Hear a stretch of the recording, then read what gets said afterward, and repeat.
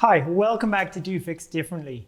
In this episode, I want to tackle a question around best practice. And is there such a thing as best practice? Well, the answer, of course, is yes. We like our loaded questions in these videos.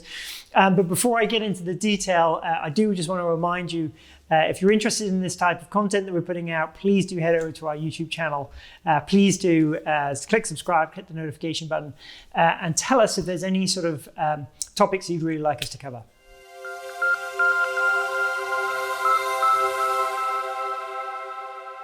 So, is there such a thing as best practice? The answer is yes, but we need to clarify first what best practice means and what we're talking about there. A lot of times people actually talk about API best practice. So they talk about the idea of, are you using Fix correctly? Are you using the right tags and the right enumerations? And honestly, the answer is that Fix is one of those things where it is flexible and deliberately flexible. That is one of the benefits of it. That's one of its biggest strengths. It's natural that it is different. It's natural that it deviates from the standards, but it needs to pass the smell test. And by that, what I mean is, if you are trying to use a completely inappropriate message to do something, I don't know, an execution report to report an order into a venue or something like that, then that really doesn't pass the smell test. That stinks, frankly, and that is not good best practice. If you are spending hours tinkering around with, should I use this tag or should I use that tag, and I can't quite understand exactly what the Fix trading community meant when they were defining this particular tag, that sort of thing I wouldn't worry too much about. In the grand scheme of things, it doesn't really matter. A lot of your customers will actually have systems in place anyway to do a natural level of variation between various different tags. The focus really should be on the smell test. Does this smell right? Are you generally using the right types of tags? Are you following everybody else and trying to go along with the herd? So that is API best practice. That's actually not really what I want to talk about in this video. I want to talk about process best practice because there I think there is a lot of scope for people to improve. Now, the honest truth is that when people start out their new trading venue or their new brokerage or something like that, they copy. It's simple as that. Everybody copies. When you're doing your very first Fix document, your Fix API, how are you going to come up with that template? Ask yourself the question. Pretty confident you're saying, I'll just take somebody else's and copy it as a template and change the content. Of course you would. You'd be silly not to do it because everybody does it. Absolutely everybody does it. And that's the reason why the vast majority of Fix documents that you ever see out on the internet anywhere look the same.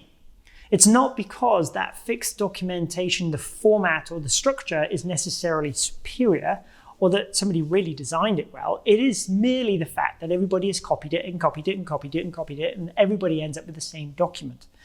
And the same thing is true also with the rest of the processes that surround conformance. You have the same set of people who are moving between firms, reproducing the process that they've seen in their old firms, okay? As new joiners, perhaps new graduates join any particular firm, they just get the process handed to them. It's handed down from generation to generation, a little bit like folklore, and then that gets propagated to other firms as well, right? And so the idea is that everybody's eventually come up with this process. Everybody generally does the same thing. I said in one of our previous videos that we've looked at it, it's about 85 to 90% consistent, and it is across most firms. That doesn't mean, though, that it can't be improved. That doesn't mean that there isn't a process best practice out there. What it means is that everybody's copied and everybody's doing the same thing.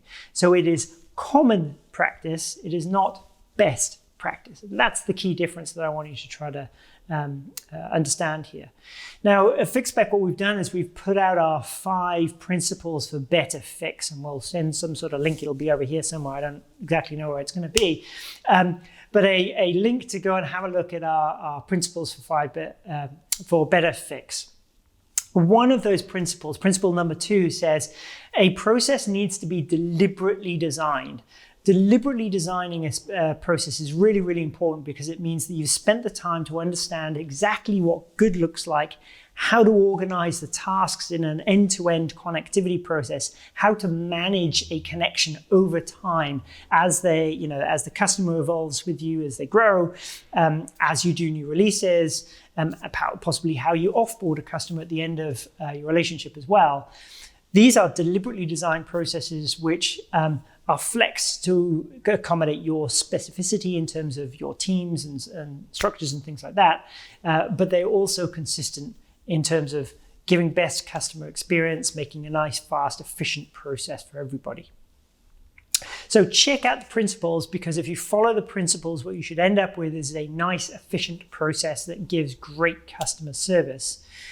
I'm going to leave you though on a bit of a warning here, and that is that if you take a look at the principles that we have, you look for a good, well-formed process, which we can obviously help people with. The last thing that you want to be doing is trying to just cherry pick. If you cherry pick the odd idea from here or there and try to put that into a bad process, actually you end up with a marginally improved process. You do not end up with a good process. A much, much better way that we encourage people to think about this is, okay, you should understand what a good end-to-end process looks like and then flex that to your needs. It's a very important and distinct difference from taking your existing process and trying to add in an extra step here or there to make it a little bit better. One of them leads to a far superior outcome, and that is looking at the entire end-to-end process, deliberately designing it to make it work for you. We can help you with this if you are struggling generally with a feeling that perhaps you're spending all day, every day, just executing a process that doesn't really make sense. It's been cobbled together over a period of time. If you're struggling with that, come and have a chat to us. We've got a lot of experience in this area, and we can certainly help you get back on the right track, build nice, efficient, well-oiled connectivity machines for your firm. So I hope this helps. I'll see you in the next Do Fix Differently video.